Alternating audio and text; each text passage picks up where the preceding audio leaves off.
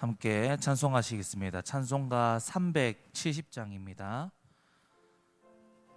370장.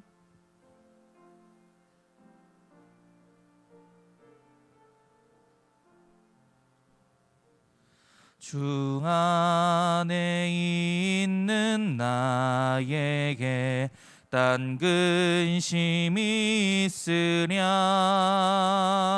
십자가 밑에 나가 내 짐을 풀었네. 주님을 찬송하면서 할렐루야 할렐루야. 내 앞길 멀고 험해도 나 주님만 따라가리.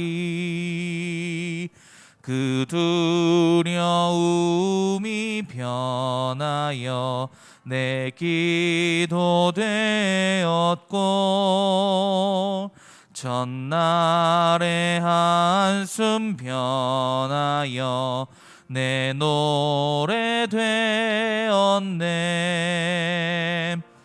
주님을 찬송하면서 할렐루야 할렐루야.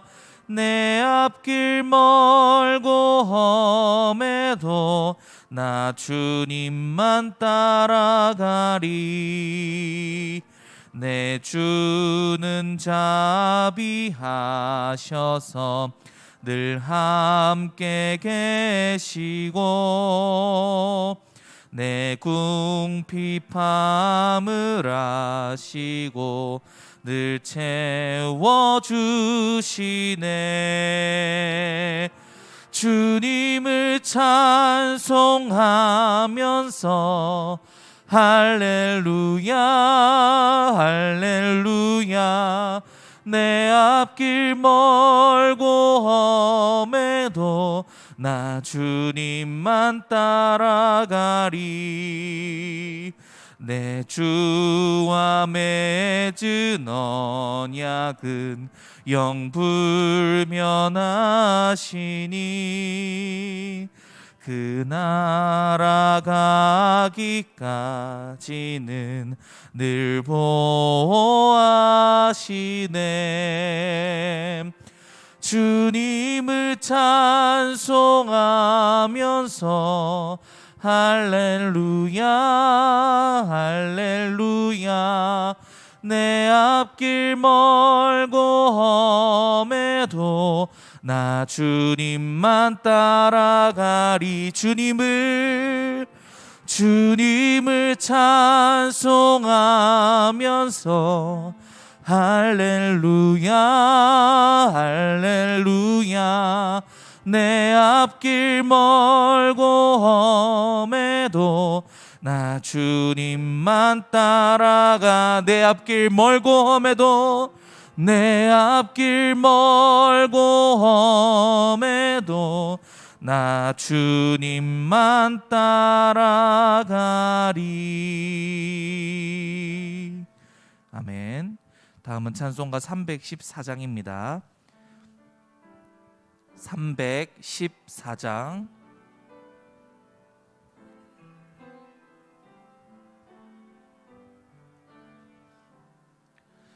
내 구주 예수를 더욱 사랑,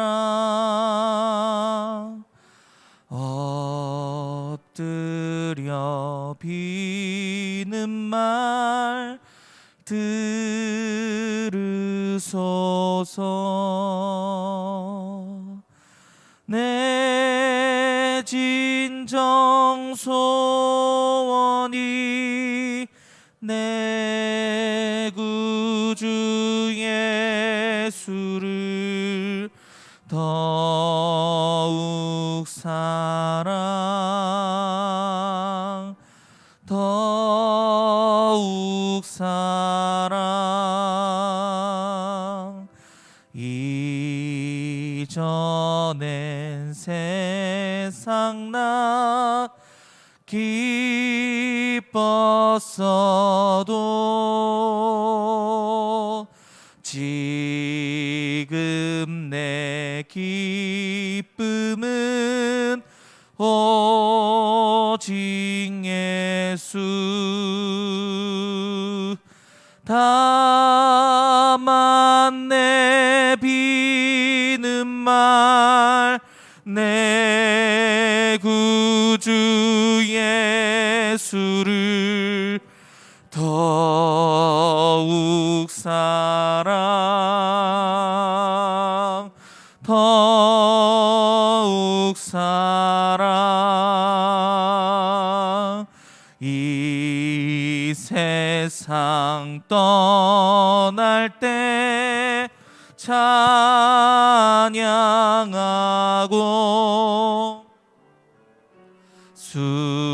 숨짓대 하는 말 이것일세. 다만 내 비는 말 내 구주 예수를 더욱 사랑 더욱 사랑. 다만 내 비는 말 다만 내 비는 말 내 구주 예수를 더욱 사랑 더욱 사랑. 내 진정 소원이 내 진정 소원이 내 구주 예수를 더욱 사랑 더욱 사랑. 이 시간 예배와 말씀 전하실 강구사님 위해서 함께 기도하며 나아가도록 하겠습니다. 하나님, 이 예배 위에 풍성한 은혜를 채워주시옵소서. 또한 하나님, 이 고백드리며 주님만 더욱 사랑한다고, 모든 상황 가운데서 하나님만 더욱 사랑한다고, 아버지여 주님만 사랑하겠노라고 그렇게 고백하는 예배의 시간 되게 하여 주옵소서. 그렇게 나아갈 때 저희들에게 풍성한 은혜 더하여 주시옵고, 아버지 말씀 전하시는 강수사님 위에 하나님 은혜를 더하여 주시고 입술을 주장하여 주시옵고, 아버지 축복의 통로로 온전히 사용될 수 있도록 하나님 함께하여 주옵소서. 이 시간도 함께 주님 이름 한번 크게 부르고 기도하며 나가도록 하겠습니다. 주여, 사랑과 은혜가 많으신 하나님 앞에 나옵니다. 주님 저희들을 불쌍히 여겨주시고 이 시간 저희들에게 긍휼함을 다하여 주옵소서. 아버지, 내 진정 소원이 내 구주 예수를 더욱 사랑합니다. 이 고백이 우리 고백 되게 하여 주시고 하나님만 바라보는 시간, 하나님만 사랑하는 시간 되게 하여 주옵소서. 아버지를 하나님만 예배하는 시간 되게 하여 주시고 하나님만 예배하며 나아갈 때에 아버지여 풍성한 은혜와 풍성한 사랑으로 저희들을 채워주옵소서. 말씀 전하실 강수사님 위에 하나님 함께하여 주시고 입술을 주장하여 주시옵고, 아버지 선포되는 말씀 가운데에 하나님 은혜를 다하셔서 우리 마음판 가운데 새기게 하여 주시옵고 그 말씀 따라 걸어가는 우리가 되게 하여 주옵소서. 하나님 아버지 감사합니다. 주님 역사하여 주옵소서.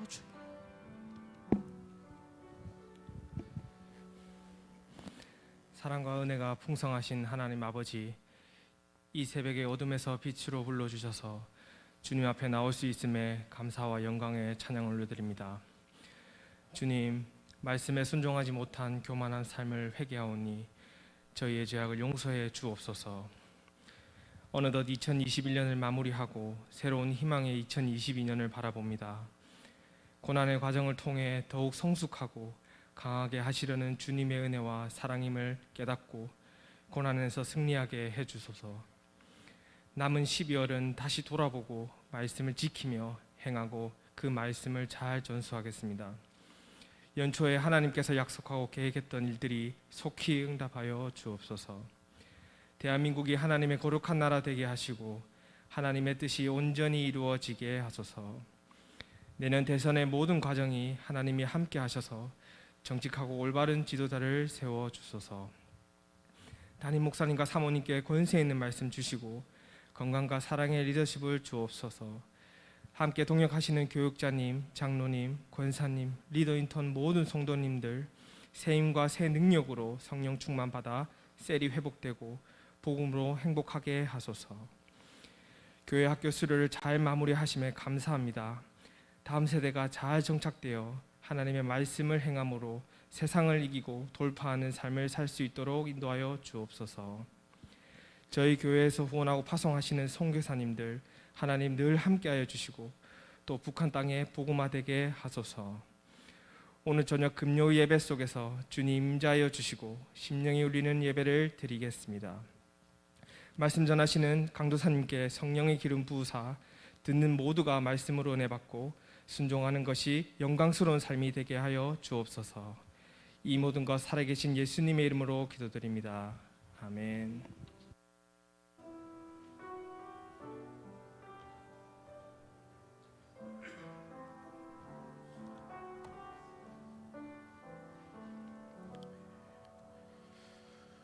오늘 우리에게 주시는 하나님의 말씀은 시편 119편 65절에서 80절까지 말씀입니다.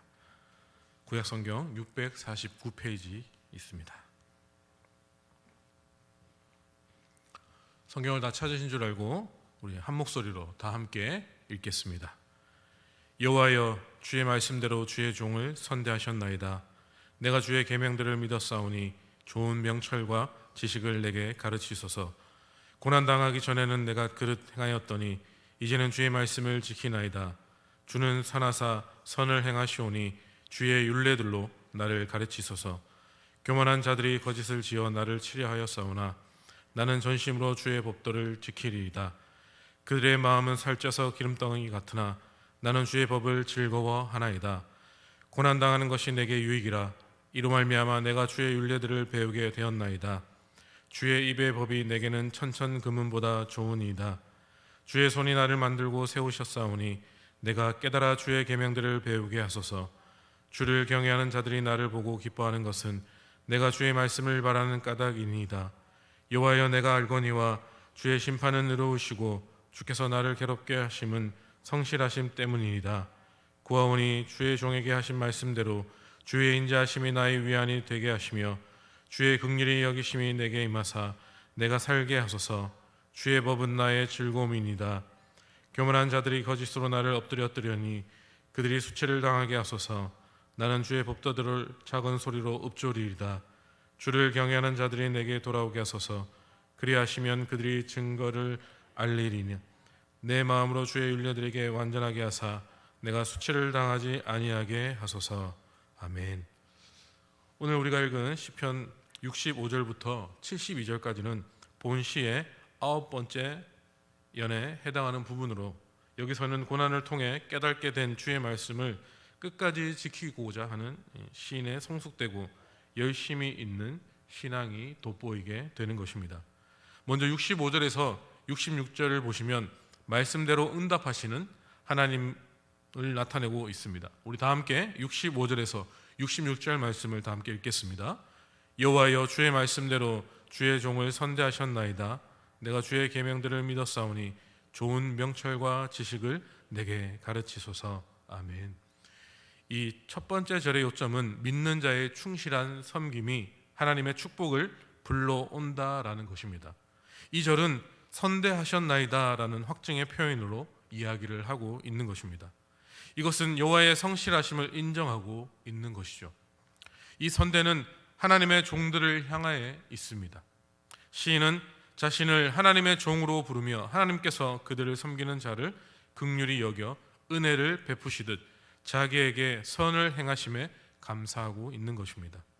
또한 하나님이 그에게 은혜를 베푸신 것은 하나님의 말씀대로 이루어진 것이므로 이 점에 또한 감사를 하고 있는 것입니다. 시인은 하나님의 계명들을 지킬 때 약속된 하나님의 은혜를 맛볼 수 있음을 경험하였습니다. 그러므로 시인은 66절에서 좋은 명철과 지식을 가르쳐 달라고 강구하고 있는 것입니다.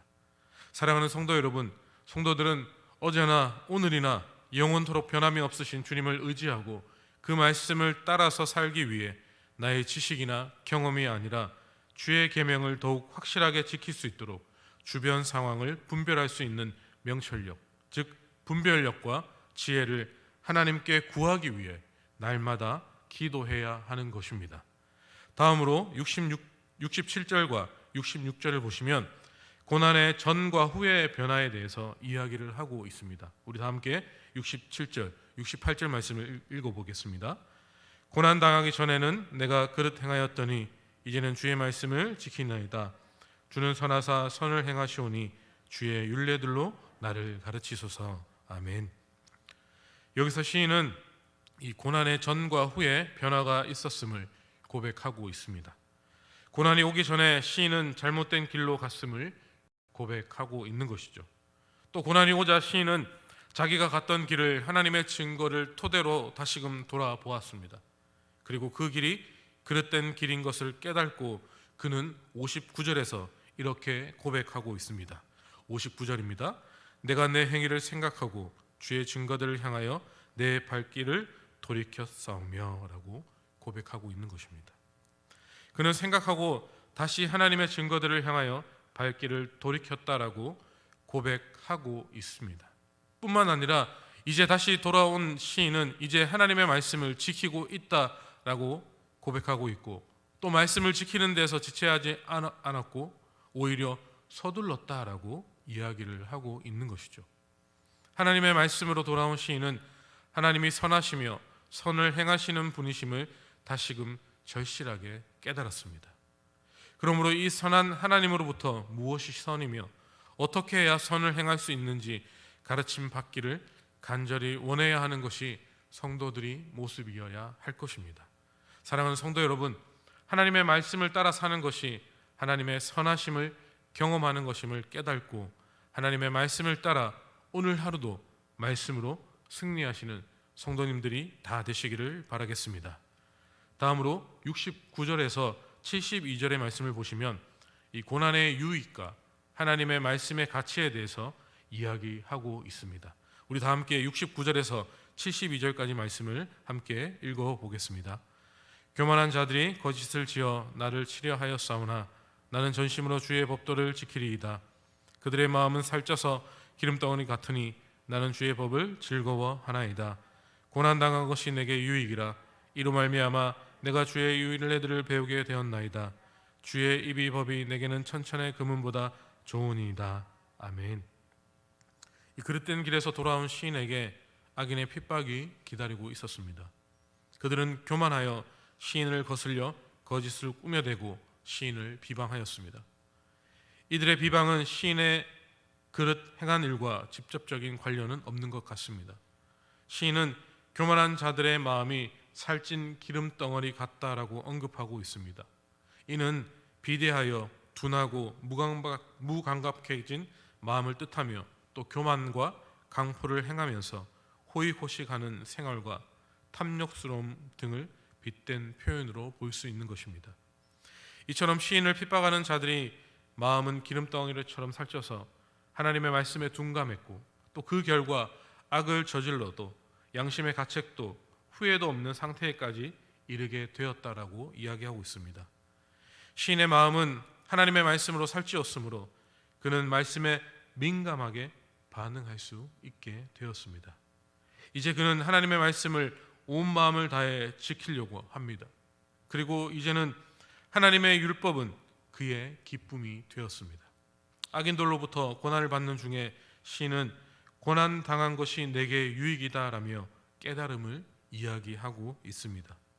이처럼 고난이 성도에게 유익이 되는 것은 그것이 우리에게 구원의 소망에 이르는 인내와 연단을 주며 하나님의 영광의 기쁨으로 참여할 수 있게 해주기 때문입니다. 사랑하는 성도 여러분, 지금 혹시 남모를 고난 중에 아파하고 계십니까?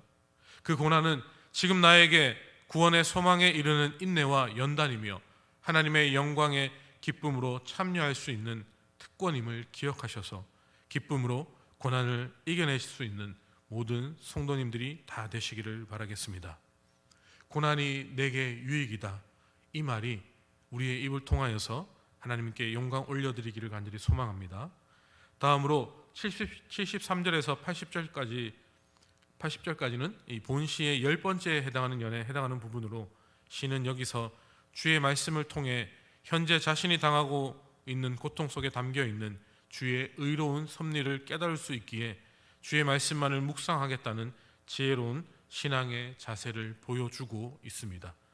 73절에서 우리 74절까지 말씀을 보시면 창조주 하나님의 가르침을 간구하는 내용이 나오고 있습니다.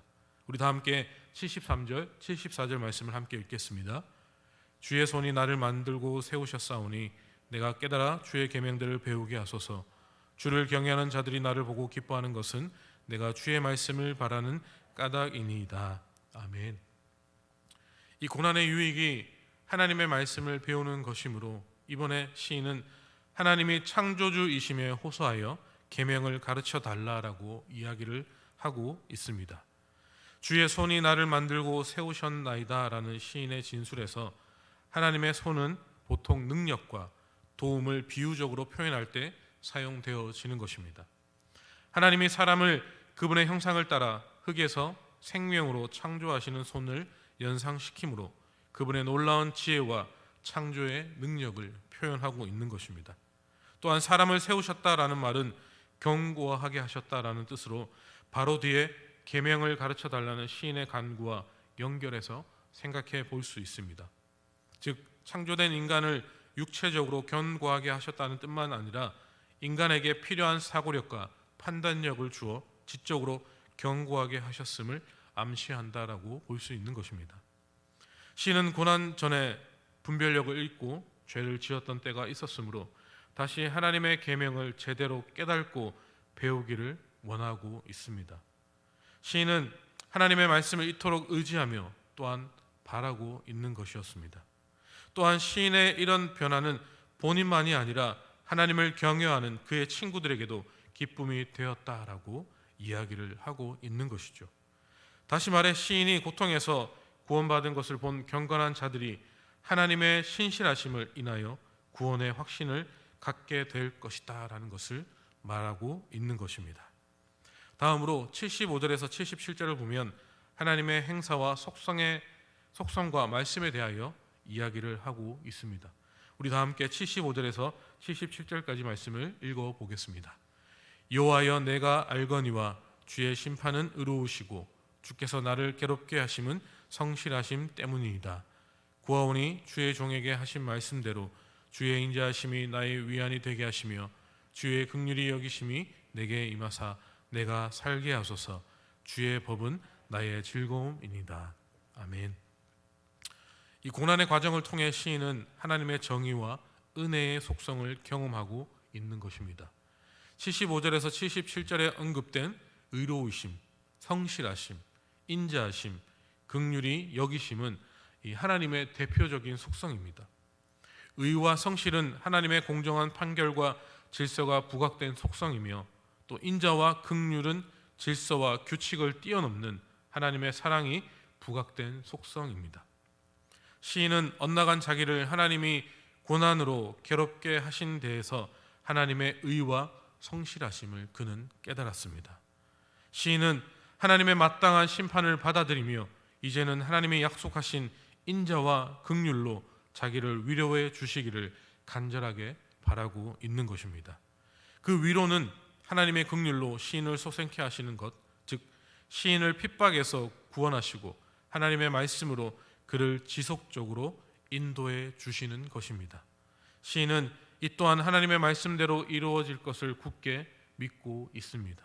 시인은 그 하나님의 율법을 지키며 사는 삶으로 회복을 열망하고 있는 것입니다. 마지막으로 78절에서 80절을 보시면 여러 사람에 대한 간구의 내용이 나옵니다. 우리 다 함께 78절에서 80절 말씀을 읽어보겠습니다. 교만한 자들이 거짓으로 나를 엎드렸으니 그들이 수치를 당하게 하소서. 나는 주의 법도들을 작은 소리로 읊조리이다. 주를 경외하는 자들이 내게 돌아오게 하소서. 그리하시면 그들이 주의 증거들을 알리이다. 내 마음으로 주의 율례들이 완전하게 하사 내가 수치를 당하지 아니하게 하소서. 아멘. 이 시인은 자신과 관련된 무리들과 자기 자신에 대해 하나님께 간구하고 있습니다. 시인 주변에 있는 자들은 교만한 자들과 하나님을 경외하는 자들로 나누어지게 됩니다. 시인은 먼저 교만한 자들이 수치를 당하게 해달라고 부탁을 합니다. 그들은 시인을 거짓말로 비방하여 죄인들로 만드는 자이기 때문입니다. 하나님을 경외하지 않으므로 율법을 무시하고 거짓말과 속임수를 대수롭지 않게 여깁니다. 그러나 그들의 거짓은 밝혀질 것이고 그때 그들은 수치를 당하게 될 것이다 라고 말하고 있는 것입니다.